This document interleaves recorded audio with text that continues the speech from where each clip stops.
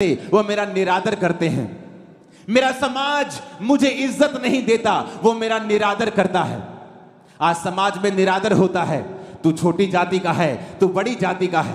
लेकिन जब कोई चर्च में आता है, वचन को सुनता है, परमेश्वर को ग्रहण करता है, आज हम सब जातियां एक तरह से एक ही छत के नीचे बिना भेदभाव के बैठी हैं। आपका आदर परमेश्वर कर रहा है। परमेश्वर ने कहा तो भी संकट भरा अंधकार जाता रहेगा। पहले तो उसने जबूलून और नप्ताली के देशों का अपमान किया, परंतु अंतिम दिनों में वो अन्य जाति को, गलील को महिमा देगा। परमेश्वर ने वचन में लिखा है, जब जीसस क्राइस्ट ने प्रचार करना शुरू किया तो जबूलून और नप्ताली के देश से, गलील की झील से उसने प्रचार करना शुरू किया। जिन लोगों को अपमान मिला था, जिन लोगों को निरादर मिला था, परमेश्वर ने वहां पर जाकर बताया कि अब मैं जन्म ले चुका हूं और तुम्हारा निरादर अब मैं खत्म कर दूंगा। आज जितने लोग यीशु मसीह को अपना उद्धारकर्ता ग्रहण करते हैं, वो यीशु मसीह में धर्म नहीं बदल रहे। पूरी बाइबल में ईसाई धर्म नाम का एक भी शब्द तक नहीं है। तो आप कैसे कह सकते हो क्रिश्चियन धर्म? आप कैसे कह सकते हो जेड़ा ईसाई धर्म है? क्योंकि आपको नॉलेज नहीं है, आप अनपढ़ हो इस मामले में। जीसस ने कहा, तुम जो बेइज्जती से भरे हुए थे, अब मैं तुमको महिमा दूंगा। आज जितने लोग यीशु मसीह को ग्रहण करते हैं, परमेश्वर आपकी इज्जत को बढ़ाने के लिए जा रहा है। वो आपके परिवार की इज्जत को बढ़ाने के लिए जा रहा है। आप फिर देखेंगे आपका वही पति आपको महिमा देगा, इज्जत देगा। आपकी वही पत्नी, बच्चे आपकी इज्जत करेंगे, वही समाज आपकी इज्जत करेगा। वो रिश्तेदार जो ठोकर मारते थे, वो इज्जत करेंगे। क्यों? क्योंकि जीसस क्राइस्ट जब आपके अंदर आ जाएंगे, लाइफ सेम नहीं रहेगी यीशु मसीह के नाम में। उसने कहा वो महिमा देगा, अन्य जाति के गलील को वो महिमा देगा। लोग बोलते जीसस क्राइस्ट धर्म को, एक क्रिश्चियन धर्म के संस्थापक हैं जीसस क्राइस्ट। बाइबल कहती है वो महिमा देने के लिए आया। औरत को उसने महिमा दी, क्योंकि औरत ने पाप किया, आदम को भरमा दिया, औरत श्रापित हुई, औरत कुचली गई। जीसस क्राइस्ट ने औरत के थ्रू जन्म लिया। औरतों ने ही जीसस क्राइस्ट का सबसे पहले प्रचार किया। यीशु मसीह ने अपनी सेवकाई में बहुत सी औरतों को इस्तेमाल किया। वो किस तरह से पैसों के साथ परमेश्वर के साथ रहती थी और खुदाबंद के सारे खर्चों को उठाती थी। जिस औरत को शैतान ने नीचा किया, उसी औरत को परमेश्वर ने ऊंचा किया। इसलिए वो कहता है, मैं तेरी इज्जत को बढ़ाने के लिए आया हूं। जब आप जीसस क्राइस्ट को अपना उद्धारकर्ता ग्रहण करते हैं, इसलिए मैं कहता हूं, अगर आप धर्म का चश्मा लगाकर यहां पर आए हैं, तो आप यीशु मसीह के वचनों को ग्रहण नहीं कर पाएंगे। अगर आप अपने पास्ट को साथ लेके आए हैं कि मैं तो उस धर्म का हूं, मैंने ये नाम लिया हुआ है, फिर आप यीशु मसीह के वचन को आप इस ग्रहण नहीं कर पाएंगे। जो फायदा आपका होना चाहिए वो नहीं हो पाएगा, क्योंकि आप इस दुनिया के संसार की चलाए चल रहे हैं। वचन कहता है, जो लोग अंधियारे में चल रहे थे, उन्होंने बड़ा उजाला देखा। जो घोर अंधकार से भरे हुए मृत्यु के देश में रहते थे, उन पर ज्योति चमकी। आज लोग मृत्यु के साए में रहते हैं। हर घर में कैंसर का आत्मा काम कर रहा है, हर घर में बीमारियां हैं। मृत्यु के देश में रहने का मतलब ये नहीं कि सब मर रहे हैं। किसी का बिजनेस मरा, किसी की फैमिली मरी, कोई अंदर से मरा, कोई बाहर से मरा हुआ है। लेकिन यीशु मसीह ने कहा, जो लोग घोर अंधकार से भरे हुए मृत्यु के देश में रहते थे, उन पर ज्योति चमकी। परमेश्वर ने उनको जीवन दिया। प्रभु यीशु मसीह जब सुसमाचार सुना रहे थे, तो वचन कहता है, एक नाइन नामक नगर से एक लौते विधवा के पुत्र को लोग ला रहे थे। अर्थी के ऊपर ला रहे थे, तो सब लोग रो रहे थे कि एक ही विधवा का बेटा था, खुद विधवा थी, एक लौता पुत्र मर गया, और सब रो रहे थे। और वचन कहता, जब जीसस क्राइस्ट ने उनको देखा, तो जीसस ने देखा, मैं आ चुका हूं। अगर मैं तुम्हारे जीवन में हूं, तो तुम्हारे जीवन में मृत्यु नहीं रह सकती। बाइबल कहती वो तरस से भर गया और जाकर उस मुर्दा देह को छुआ और उसका बेटा उठ गया। मैं आपको बता रहा हूं, आज बहुत से मुर्दे उठ खड़े होने वाले हैं। आपके मुर्दा बिजनेस उठ खड़े होने वाले हैं, मुर्दा परिवार उठ खड़े होने वाले हैं। आज जीसस के जी उठने की सामर्थ आपकी लाइफ में काम करने वाली है। आमीन खड़कने वाला चाहिए चर्च। वचन कहता है, तूने जाति को बढ़ाया, तूने उसको बहुत आनंद दिया। वे तेरे सामने कटनी के समय का सा आनंद करते हैं। वे ऐसे मगन हैं जैसे लोग लूट बांटने के समय मगन रहते हैं। अगर आपने कल की मीटिंग, कल शाम की सेलिब्रेशन जो लोग अपने आप कर रहे थे, आज सुबह की सेलिब्रेशन देखी होगी जो लोग कर रहे थे, अगर आपने उन लोगों के आनंद को अगर आपने देखा होगा, आज सुबह के वो सब, कल शाम के वो सब जो नाच रहे थे, आज सुबह, कल शाम, कल रात, आपने वो आनंद जो यहां थे उन्होंने देखा था। आज सुबह आप नाचते हुए आ रहे थे, आनंद मनाते हुए आ रहे थे। ऐसा क्या हो गया? ऐसा आनंद आपने किसी धर्म में नहीं देखा होगा, कहीं नहीं देखा होगा। इतना आनंद क्या हो गया? क्या इन्होंने कोई नशा किया है? नहीं। पर वचन कहता है तूने उनको बहुत आनंद दिया। कहता वो कटनी का आनंद कर रहे हैं, जैसे कटनी नहीं होती और किसान आनंदित होता है क्योंकि उसको मालूम है जो आड़ती से पैसे लिए हैं उसका कर्जा खत्म हो जाएगा। अब मेरे घर में बाथरूम बन जाएगा, मैं पैसों से अब नया घर बना लूंगा, 2 कमरे और डाल लूंगा, 4 खेत और 2 खेत और किराए पे ले लूंगा, 1 खेत अपना ले लूंगा। कहता कटनी पर आनंद होता है। कहता तूने अपने लोगों को कटनी का सा आनंद दिया है। अगर आप लोगों को देखें आनंद मनाते हुए, यहां पर लोग डांस कर रहे हैं मॉर्निंग से, कल रात से वो आशीष में नाच रहे हैं, झूम रहे हैं। क्यों? क्योंकि वचन कहता है उसने तुम्हें कटनी का सा आनंद दे दिया है, तुम ऑलरेडी ले चुके हो। कहता वो ऐसे मगन हैं जैसे लूट बांटने के समय लोग मगन होते हैं। किसी की लॉटरी लग जाए, देखते वो कैसे मगन होता है, वो कैसे आनंद मनाता है। वैसे ही आनंद आज क्रिश्चियन लोग कर रहे हैं, जो आत्मा से भरे हुए हैं। वैसा ही आनंद आज आप लोग कर रहे हैं। ये किसने दिया? परमेश्वर ने दिया। 2004 से मैं क्रिसमस मना रहा हूं, मैं वैसे ही आनंदित रहता हूं 2004 से ही।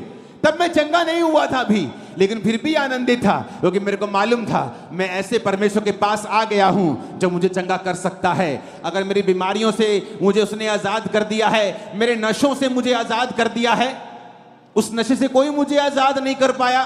सुबह 12 बजे नशा छोड़ता था, नहीं करता था 12 बजे तक, तो फिर घूमता था। मैं आनंदित था 2004 में कि परमेश्वर ने मुझे आजाद किया। 5 में, 6 में, 7 में, आज 24 आ गया, 20 साल हो गए, मैं आनंद में झूम रहा हूं क्योंकि यह आनंद मुझे किसी इंसान ने नहीं, परमेश्वर ने दिया है। किसी इंसान ने दिया होता तो जब वो मुझसे नाराज होता मुझसे छीन लेता। ये तूने मुझे बर्थडे विश नहीं किया, दे मेरा आनंद, तो मेरे कहने में आया नहीं, मेरा आनंद वापस कर दे। लेकिन बाइबल कहती है आनंद तुम्हें परमेश्वर ने दिया है, और यही आनंद वो देने के लिए इस पृथ्वी के ऊपर आया। मैं आपको बता सकता हूं आज लोग फेक लाइफ जीते हैं, खरबों रुपया होने के बावजूद भी वो खुश नहीं है, आनंदित नहीं है। लेकिन आज देखो आप आनंदित हो, मैं आनंदित हूं अपनी जिंदगी से। अब आप आनंदित हैं क्योंकि ये आनंद हमें परमेश्वर ने दिया है। उसने कहा तूने जाति को बढ़ाया, तूने उनको बहुत आनंद दिया है। 4 आयत में लिखा क्योंकि तूने उनकी गर्दन पर के भारी जुए, उनके पहंगे के बांस और उन पर अंधेर करने वालों की लाठी और उन सबों को ऐसा तोड़ दिया है जैसे मिधानियों के दिन में किया था। क्योंकि युद्ध में लड़ने वाले सिपाहियों के जूते और लहू में लथड़े हुए कपड़े सब आग का कोर हो जाएंगे। 6 आयत में लिखा क्योंकि हमारे लिए एक बालक उत्पन्न हुआ। खींच के हालेलुया बोलो जरा। हमें एक पुत्र दिया गया है, हालेलुया।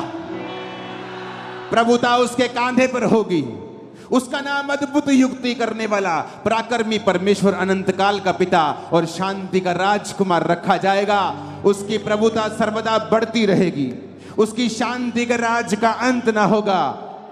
इसलिए वह उसको दाऊद की राजगद्दी पर इस समय से लेकर सर्वदा के लिए न्याय और धर्म के द्वारा स्थिर किए और संभाले रहेगा। सेनाओं के यहोवा की धुन के द्वारा ये हो जाएगा। ऊंची आवाज से बोलो हालेलुया।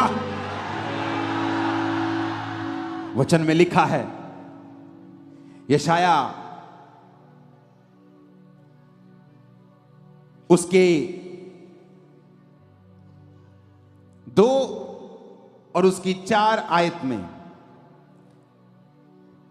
कहता वह जाति जाति का न्याय करेगा, देश देश के लोगों के झगड़ों को मिटाएगा। वे अपनी तलवारें पीट कर हल के फाल और अपने भालों को हंसियां बनाएंगे। तब एक जाति दूसरी जाति के विरुद्ध फिर तलवार न चलाएगी, ना लोग भविष्य में युद्ध की विद्या सीखेंगे। कैसे ये दुनिया आज 400 करोड़ क्रिश्चियन लोगों से भरी हुई है, क्योंकि हमारा परमेश्वर ये सिखाता है कि तुम्हें तलवार चलाने की जरूरत नहीं है। कहता भविष्य में तुम तलवार की शिक्षा नहीं सीखोगे। आज कोई आपका विरोध करता है, चर्च कभी नहीं कहती तलवार ले जाओ और उन लोगों के खिलाफ खड़े हो जाओ। इसीलिए हम 400 करोड़ हैं, आज के बाद 401 करोड़ हो जाएंगे। कहता भविष्य में लोग युद्ध की विद्या नहीं सीखेंगे, आत्मा से भरे हुए मिलेंगे। Hallelujah, hallelujah. परमेश्वर का वचन कितना शानदार है, तसल्ली देने वाला है।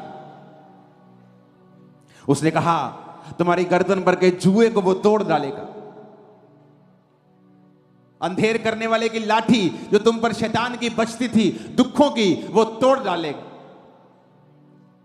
जब सिर पर जुआ होता है, वो औरतों के जो पट्टे उठाकर चलती, कभी उनको देखा है? सिर पर पट्टों की पंड होती है, और जब वो कोई बोलता है कि बहन जी कितना, वो ऐसे आंखों से देखती है कि ठीक है जी, क्योंकि वो ऊंचा नहीं देख सकती, इधर नहीं, गर्दन नहीं घुमा सकती। जीसस ने कहा वो तुम्हारे जुए को तोड़ डालेगा। उसका वचन कहता है जो जुआ तुम्हारे सिर के ऊपर है, जो शैतान ने बीमारी का डाला, गरीबी का डाला, श्रापों का डाला, उसने कहा वो जुआ तुम्हारी गर्दन पर से वो तोड़ देगा।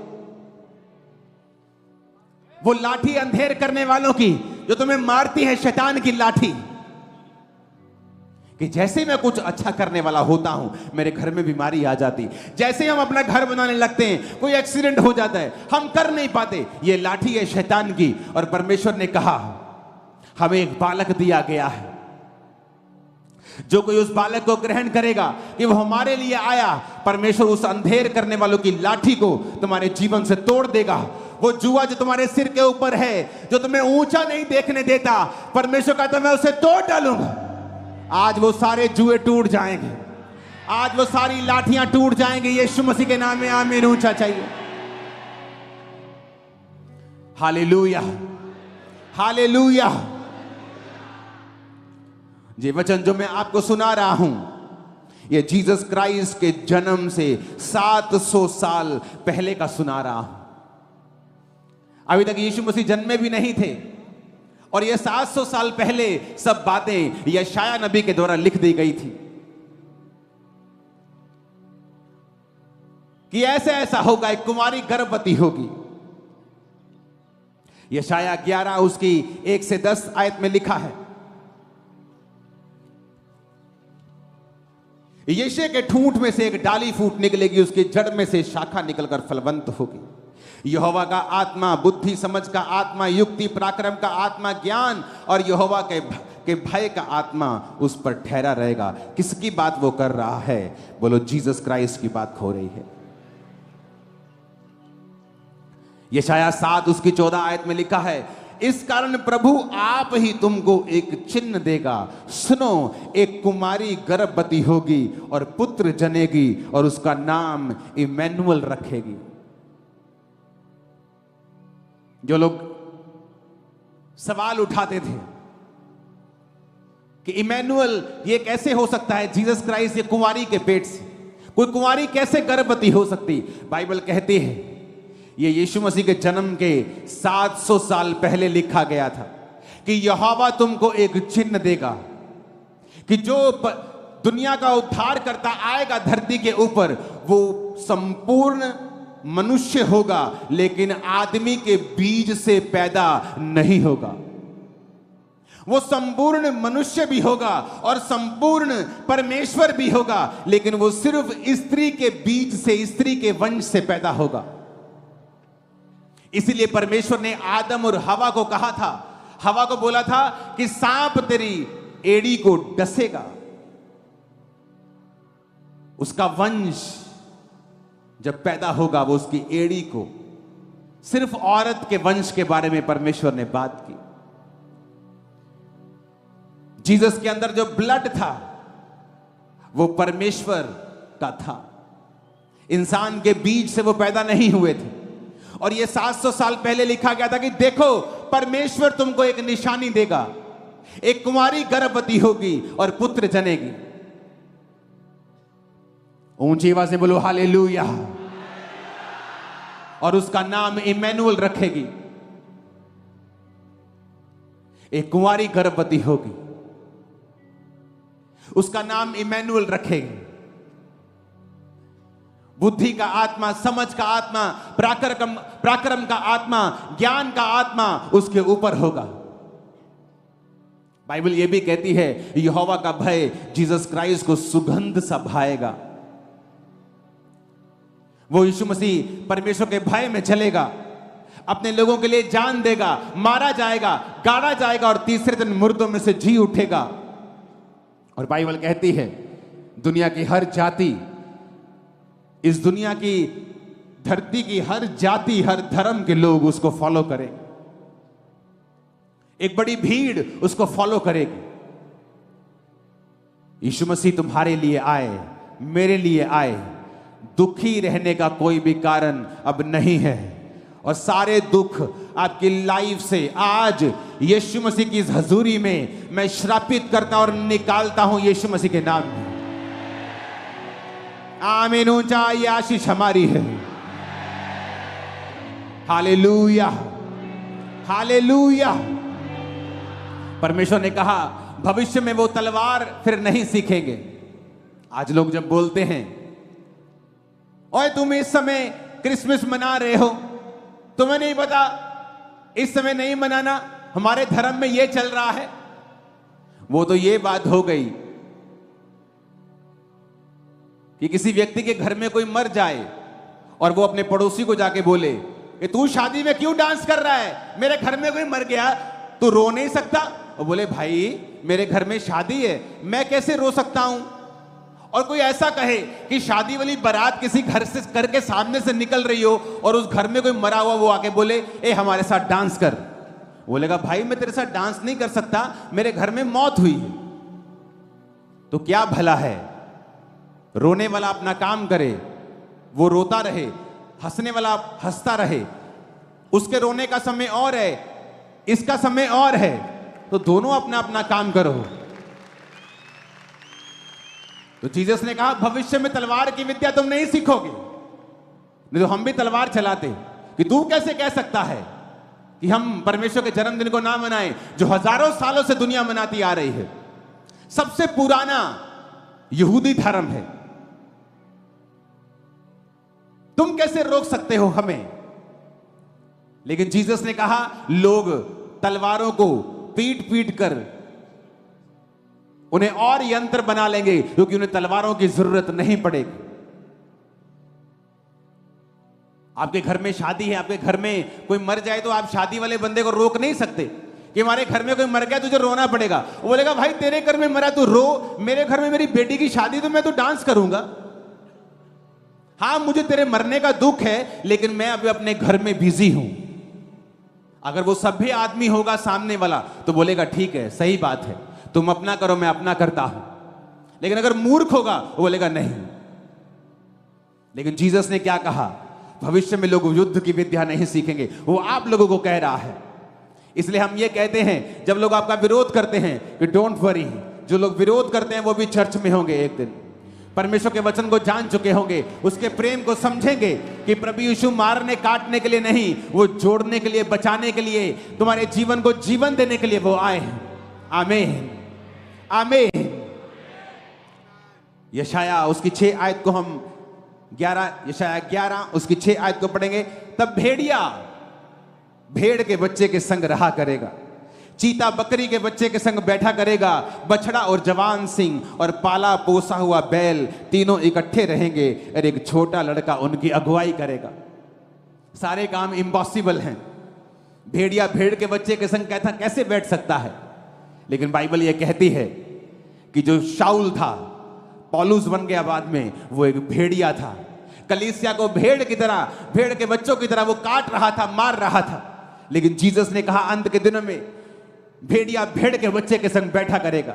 जब परमेश्वर ने पौलुस के ऊपर, जो शाऊल था, अपना आप जाहिर किया, तो वही भेड़िया फिर भेड़ के बच्चों के संग बैठता और उनको प्रचार करता था। वही लोग जो आज आपका विरोध कर रहे हैं, आप ही के संग इसी चर्च में, दुनिया की हर चर्च में बैठे होंगे, आप ही के संग आराधना करते होंगे, परमेश्वर के नाम की महिमा कर रहे होंगे। Hallelujah, hallelujah. ये जीसस क्राइस्ट का सुसमाचार है। वो बंधनों को तोड़ने के लिए आया, अंधेर की लाठी को तोड़ने के लिए आया, बांस को कहता तोड़ने के लिए आया, तुम्हारे सिर के बोझ को, तुम्हारे जुए को वो तोड़ने के लिए आया, तुम्हें महिमा देने के लिए आया, तुम्हें आदर देने के लिए आया। यशाया 11 उसकी 4 आयत में लिखा, परंतु वे कंगालों का न्याय धर्म से और पृथ्वी के नम्र लोगों का निर्णय खराई से करने के लिए आया।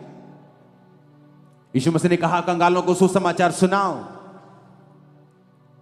अंधों को चंगा करो, बहरों को सुनने की शक्ति दो, मुर्दों को जिलाओ। यह था यीशु मसीह का सुसमाचार, जिसलिए वो इस धरती के ऊपर आए। और मेरा बिलीव है और मेरी प्रार्थना है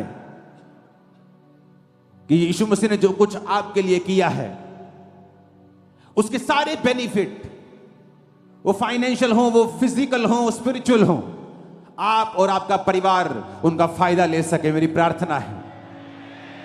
पूरा पूरा फायदा ले सके, मेरी प्रार्थना है। मैंने कहा पूरा पूरा फायदा ले सके, मेरी प्रार्थना है। जीसस क्राइस्ट ने जो हमारे लिए किया है, आप उसका पूरा फायदा ले सकें।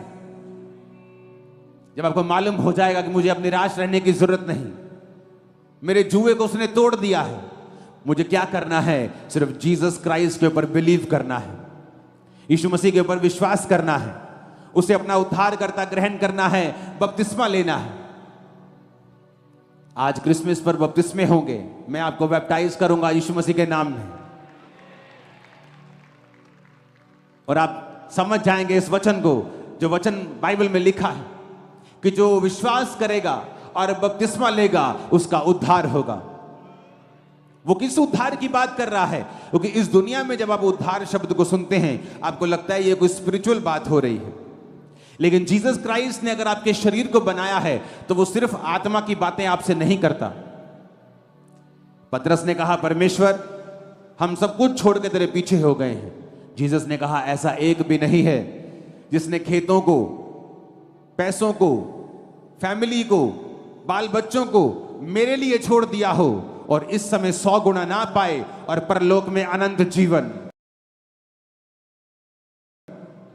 कि जो कुछ तुमने छोड़ा है तुम 100 गुना पाओगे और तुम साथ में परलोक में अनंत जीवन भी पाओगे। तो जीसस ने सिर्फ आत्मा की बात नहीं की। जब परमेश्वर ने अब्राहम को कहा कि तू अब्राहम की आशीष तेरे को मिलेगी, तो अब्राहम की आशीषें सिर्फ आत्मिक नहीं थी, शारीरिक भी थी और आत्मिक भी थी। आज आप सिर्फ जब परमेश्वर को ग्रहण करते हैं, उद्धार सिर्फ आत्मा का नहीं होता, वो आपके शरीर का उद्धार करता है, परिवार का उद्धार करता है, मन का उद्धार करता है, दिमाग का भी उद्धार करता है, सोचों का उद्धार करता है, फैमिली का, नेशंस का, देशों का, मोहल्लों का उद्धार करता है। उसका उद्धार बहुत बड़ा है। हालेलुया। जब आप जीसस क्राइस्ट को आज ग्रहण करते हैं, जब आप उसको अपना जीवन देते हैं, वो उद्धार आपके चारों दिशाओं में आप उसे अपने जीवन में आता हुआ देखेंगे। मेरी प्रार्थना है कि 2025 में आप अपनी लाइफ की बिगेस्ट गवाही को देंगे, और ये गवाही इतनी बड़ी होगी, आपके रिश्तेदार उसे सुनने के लिए जरूर आने वाले हैं। आमीन खड़कने वाला चाहिए चर्च। Hallelujah, hallelujah. अपने पड़ोसी को बोलो, क्या जीसस तेरी जिंदगी में है? ऊंची आवाज में बार बार पूछो जरा, बोलो अगर नहीं है तो आज उसे ग्रहण कर ले और बपतिस्मा ले ले। मैं आपको बता रहा हूं, खुशी, आनंद, लाइफ की आशीषें खुदा के हाथ में नहीं है, आपके हाथ में है। खुदा के हाथ में नहीं है, खुदा के हाथ में थी, लेकिन जब जीसस आए वो आपके हाथ में दे गए। कहते अगर तू विश्वास करेगा तो उद्धार को देखेगा। उस औरत को बोला जिसका भाई मर गया, अगर तू विश्वास करेगी तो खुदा की महिमा को देखेगी। कहती है कि भाई था, हम लुट गए प्रभु। मरियम मार्था, हम लुट गए। दोनों बहनें बोलती थी मर गए हम, एक ही भाई मर गया हमारा। खुदा कहता नहीं, तेरे हाथ में है। अगर तू विश्वास करेगी तो खुदा की महिमा को देखेगी। आपके हाथ में है। विश्वास करोगे, आज बपतिस्मा लोगे तो खुदा की महिमा को तुम देखने वाले हो। खुदा की महिमा को तुम देखने वाले अपने घरों में, यीशु मसीह के नाम में।